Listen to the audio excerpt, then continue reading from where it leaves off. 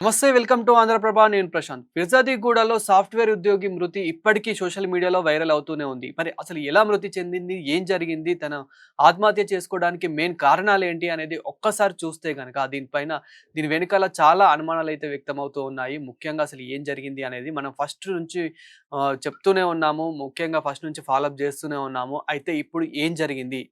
మరి ఫైనల్‌గా మనకి ఎండ్ ఆఫ్ ది డే ఏం తెలుస్తుంది అనేది ఒక్కసారి చూస్తే గనక మనం ముందుగా ఏం జరిగిందనేది ఒక 2 మినిట్స్ మాట్లాడుకుంటే, ఎవరైతే సాఫ్ట్‌వేర్ ఉద్యోగి ఉన్నారో వాళ్ళు విశాఖపట్నానికి చెందిన వాళ్ళని చెప్పేసి తెలుస్తూ ఉంది. అయితే తను గత కొన్ని రోజుల క్రితం బెంగుళూరులో గూడా జాబ్ చేసింది. 6 నెలల క్రితం తన జాబ్ ఒత్తిడి వల్ల కొన్ని ప్రాబ్లమ్స్ వల్ల తను రిజైన్ చేసింది అని చెప్పేసి తెలుస్తూ ఉంది. అయితే దాని తర్వాత తను విశాఖపట్నానికొచ్చి నాకు అసలు అవ్వట్లేదు, జాబ్ అవ్వట్లేదు, నాకు చేయడానికి ఇంట్రెస్ట్ ఒస్తలేదు, నాకు చాలా ఇబ్బందులవుతూ ఉన్నాయి, నాకు చాలా ఒత్తిడిగా ఉంది అని చెప్పేసి వాళ్ళ తల్లిదండ్రులతో డిస్కస్ జేయడము. దాని తర్వాత ఒక 2, 3 నెలల క్రితము వీళ్ళు హైదరాబాద్‌కి రావడం ఇంకా.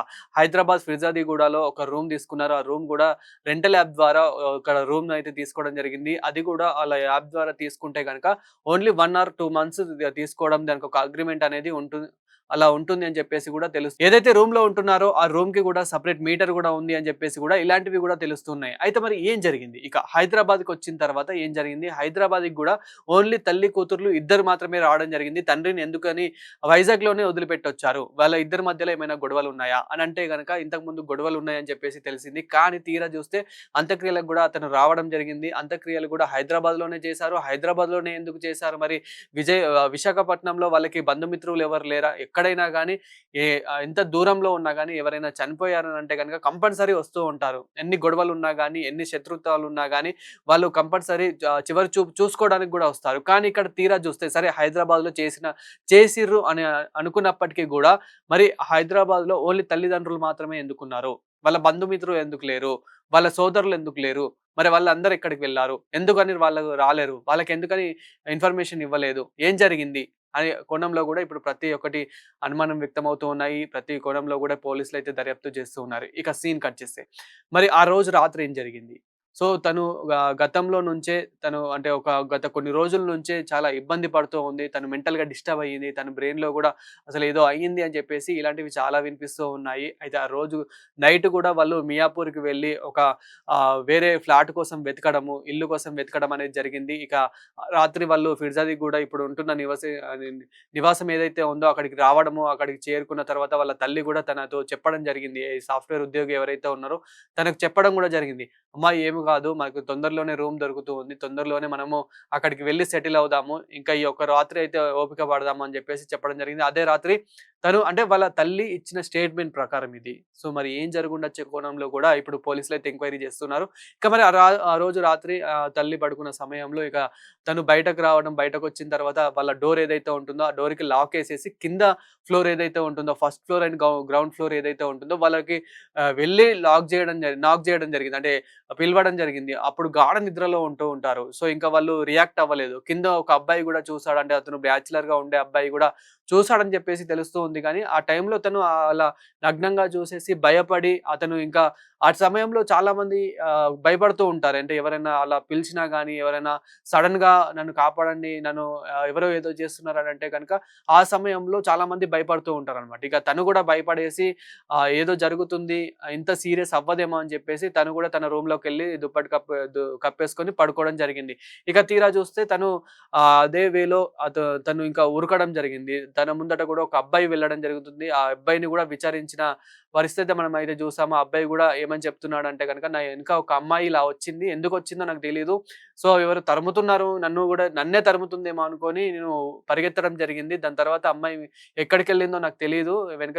వెనక్కి తిరిగి చూస్తే గనక మళ్ళీ అమ్మాయి ఏదో మిస్ అయింది" అని చెప్పేసి అబ్బాయి అలా ఒక స్టేట్‌మెంట్ అయితే చెప్పడం జరుగుతుంది. ఇక తీరా చూస్తే అలానే నగ్నంగా ఆ అమ్మాయి ఒక ఏదైతే అమ్మవారి టెంపుల్ ఉంటుందో, ఆ అమ్మవారి గుడిలోకి వెళ్లి అమ్మవారి విగ్రహాన్ని తీసుకొని అక్కడ ఏదైతే చెరువు ఉంటుందో, ఆ చెరువులోకి దూకేసి ఆత్మహత్య చేసుకుందని జెప్పేసి మనకి తెలిసిందిది.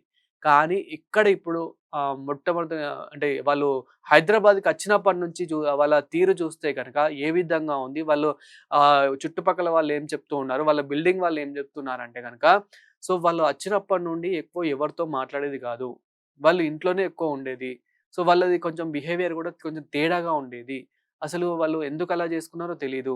అమ్మాయి గూడా ఒక విధంగా మెంటల్లీ డిస్టర్బ్డ్ అని జెప్పేసి కూడా స్టార్టింగ్ నుంచి కొంచెం అలా అర్థమయింది.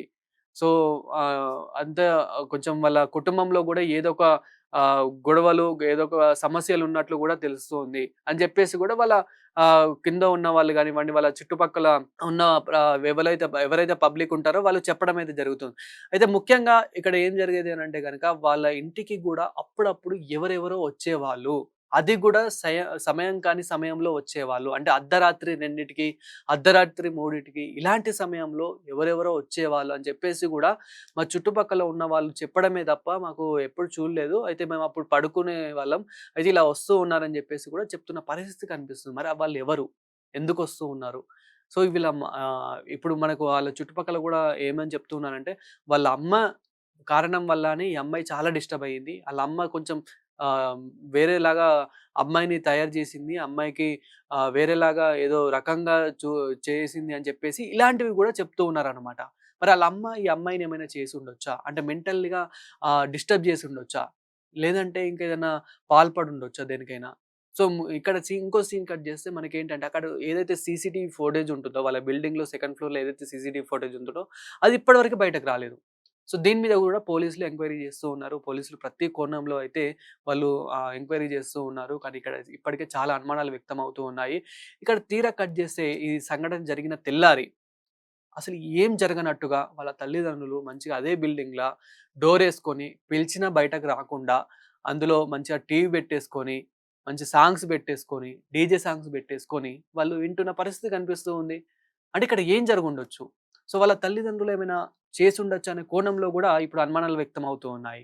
సో, పోలీసులు గూడా ఇప్పుడు ఎంక్వైరీ చేస్తున్న పరిస్థితి అయితే కనిపిస్తూ ఉంది. మరి ఎవరు రాకుండా ఇక్కడ అలా ఎలా జేస్తారు? అంత్యక్రియలు గూడా అలా ఎలా జేస్తారు? అనంటే గనక పోలీసులు గూడా ఏం చెప్తూ ఉన్నారంటే గనక ఒక వ్యక్తికి ఇక్కడ ఏదైనా చేయాలి అనంటే గనక మెయిన్ వాళ్ళ తల్లిదండ్రులు ఉంటే సరిపోతుంది అని జెప్పేసి చెప్పడం జరుగుతూ ఉంది. కానీ మరి మిగతా వాళ్ళెందుకు రాలేదు? మిగతా వాళ్ళకి ఎందుకు మరి వీళ్ళే అక్కడికి ఎందుకు తీసుకెళ్ళలేదు? ఆ మృతదేహాన్ని ఎందుకు తీసుకెళ్ళలేకపోయారు? అనే కోణంలో గూడా ఇప్పుడు అనుమానాలు వ్యక్తమవుతున్నాయి. ఏదేమైనప్పటికీ వాళ్ళు కొంచెం అప్పుడప్పుడు బయటకెళ్తూ ఉండేవాళ్ళు. అప్పుడప్పుడు ఎవరెవరో వాళ్ళ ఇంట్లోకొస్తూ ఉండేవాళ్ళు. వాళ్ళు ఏదేదో చేస్తూ ఉండేవాళ్ళు అనే కోణంలో అయితే ఎంక్వైరీ చేస్తున్నారు. మొత్తానికైతే ఆ అమ్మాయి ఎవరైతే ఆ యువతి ఫోన్ ఏదైతే ఉంటుందో ఆ ఫోన్‌ని గూడా అదుపులోకి తీసుకున్నారు. అదేవిధంగా వాళ్ళ తల్లిదండ్రుల మొబైల్ డాటా గూడా ఎంక్వైరీ చేస్తున్న పరిస్థితి కనిపిస్తుంది. అంటే వీళ్ళకేమైనా కాల్స్ వచ్చాయా? ఏమైనా థ్రెటనింగ్ కాల్స్ వచ్చాయా? ఎవరైనా బ్లాక్ మ్యాజిక్ చేసేవాళ్ళు ఏమైనా కాల్ చేసారా? అనే కోణంలో గూడా ఇప్పుడు ఎంక్వైరీ చేస్తున్న పరిస్థితి కనిపిస్తూ ఉంది. మొత్తానికైతే ఇప్పుడు ఎందుకు తను ఆత్మహత్య చేసుకుంది అనేది ఇంకా విచారిస్తూ ఉన్నారు పోలీసులు. ఇంకా ఈ విచారణ కొనసాగుతుందనే చెప్పుకోవాలి.